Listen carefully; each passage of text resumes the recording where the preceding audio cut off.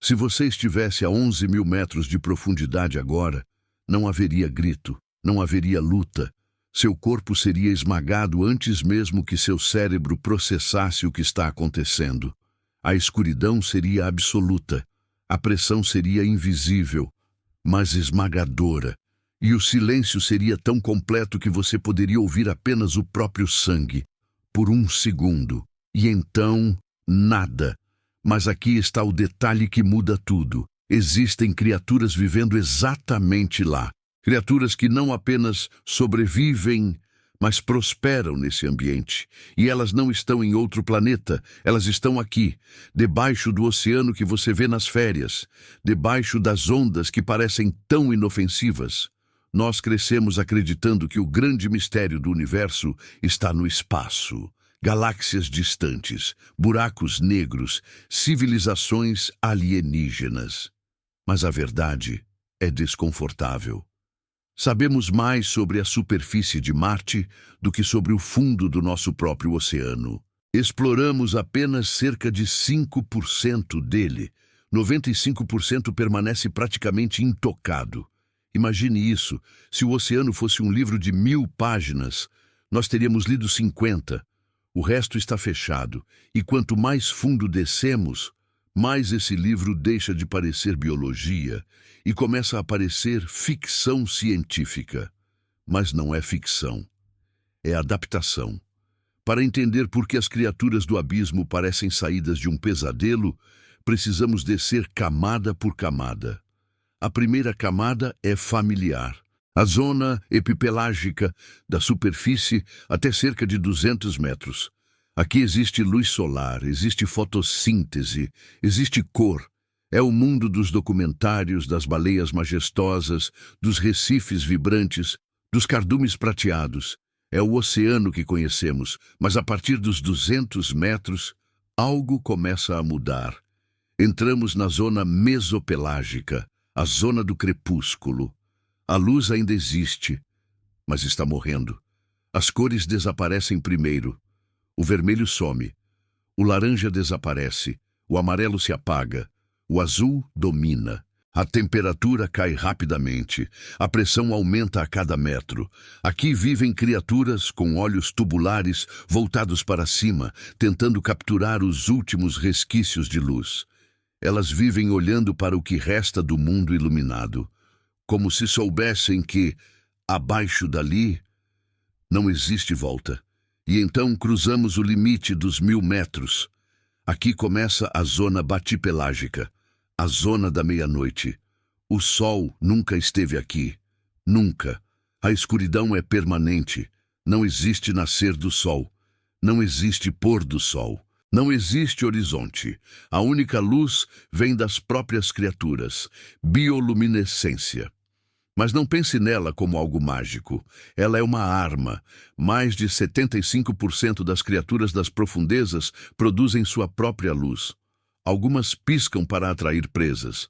Outras brilham para confundir predadores. Algumas usam contra-iluminação, um brilho na parte inferior do corpo que as torna invisíveis quando vistas de baixo. É camuflagem perfeita em um mundo sem cor. E é aqui que começam as formas que nos assustam. O peixe-pescador, por exemplo. A fêmea carrega uma haste luminosa que balança na frente da boca. Em um vazio absoluto, qualquer ponto de luz é esperança. A presa se aproxima e desaparece em uma boca que pode se expandir muito além do tamanho normal. Porque lá embaixo, perder uma oportunidade de comer pode significar meses de fome. E a escassez molda tudo. As bocas se tornam maiores. Os dentes se tornam mais longos. Os corpos se tornam mais eficientes. Não existe desperdício de energia no abismo. Cada movimento é calculado pela própria evolução. E então descemos ainda mais. Abaixo dos 4.000 metros está a zona abissal. Aqui, a pressão é centenas de vezes maior que na superfície. Imagine centenas de toneladas pressionando cada centímetro do seu corpo. E ainda assim, a vida continua, mas ela muda novamente.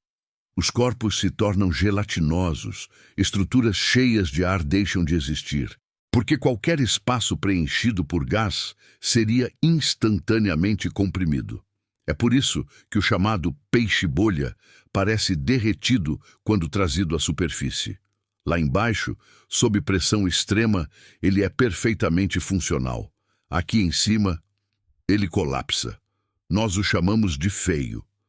Mas, na verdade, ele é uma obra-prima de engenharia biológica. Ele é exatamente o que funciona naquele ambiente. E então chegamos à zona Hadal, o nível das fossas oceânicas. A Fossa das Marianas atinge quase 11.000 metros de profundidade. É o ponto mais profundo conhecido do planeta. A pressão ali é mais de 1000 vezes maior que na superfície. Se um submarino comum descesse até lá, seria esmagado como papel. E mesmo ali, existe vida. Peixes caracol adaptados com proteínas especiais que impedem suas células de colapsarem. Micro-organismos que sobrevivem de detritos que caem lentamente das camadas superiores. A chamada neve marinha. É um ecossistema que vive da sobra, da queda, do que resta. E ainda assim, ele prospera. Mas talvez a adaptação mais perturbadora seja o gigantismo abissal. Algumas espécies das profundezas são muito maiores do que seus parentes de águas rasas. Isópodes gigantes que lembram tatuzinhos de jardim do tamanho de gatos. Lulas colossais com olhos do tamanho de pratos. Por quê? Metabolismo lento, vida longa, crescimento contínuo por décadas e a capacidade de armazenar energia por longos períodos. No abismo, ser maior pode ser uma vantagem. É uma estratégia de sobrevivência silenciosa. E por séculos, essas profundezas alimentaram mitos. O Kraken era descrito como uma criatura colossal capaz de afundar navios inteiros. Por muito tempo, isso foi tratado como exagero de marinheiros, até que lulas gigantes começaram a aparecer. Não como monstros lendários, mas como animais reais. E isso levanta uma questão inevitável. Quantas lendas nasceram de encontros reais com algo que não compreendíamos? Em 1997, sensores registraram um som no Pacífico Sul, extremamente potente, tão forte que foi detectado a mais de 5.000 quilômetros de distância. Foi apelidado de Bloop. A explicação oficial aponta para fenômenos naturais ligados ao gelo. Mas por anos, a hipótese mais inquietante permaneceu. E se fosse biológico? E se algo grande o suficiente para produzir aquele som ainda estivesse lá embaixo? Mesmo que a resposta científica seja racional, a dúvida revela algo essencial. Nós ainda não sabemos. E talvez o detalhe mais desconfortável não seja o que encontramos, mas o que deixamos lá. A Fossa das Marianas, o lugar mais profundo da Terra, já apresentou sinais de plástico. Microplásticos foram encontrados onde a luz nunca chegou. O último refúgio intocado do planeta já carrega a marca da nossa espécie. Enquanto isso, investimos bilhões em explorar Marte. Temos mapas detalhados de outro planeta, mas o fundo do nosso oceano continua sendo um território quase alienígena. E isso significa que novas descobertas são inevitáveis. A cada expedição, novas espécies são encontradas. A cada descida, novas adaptações são reveladas e a regra se mantém. Quanto mais fundo, mais estranho. Mas aqui está o pensamento que realmente arrepia. O oceano profundo não está isolado. Ele é um sistema conectado. Mudanças climáticas, poluição, alterações na temperatura. Tudo isso influencia as profundezas.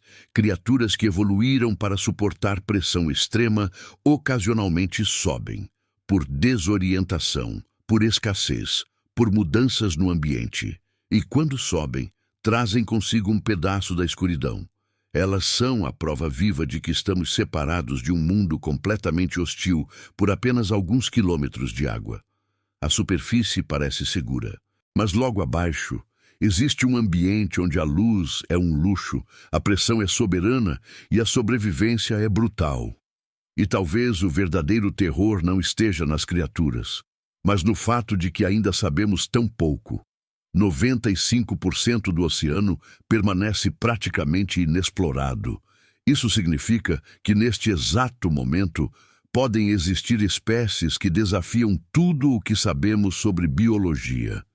E nós simplesmente ainda não as vimos. Na próxima vez que você estiver diante do mar, olhando para aquele horizonte aparentemente infinito, lembre-se, abaixo daquela superfície calma existe um mundo onde a vida assumiu formas que parecem impossíveis. E nós mal começamos a compreendê-lo. E se o que já encontramos é assim, o que ainda está esperando na escuridão? Se você quer continuar explorando os mistérios mais profundos do nosso planeta, deixa o seu like agora. Isso mostra que você quer ir ainda mais fundo. Se inscreve no canal para não perder as próximas descobertas.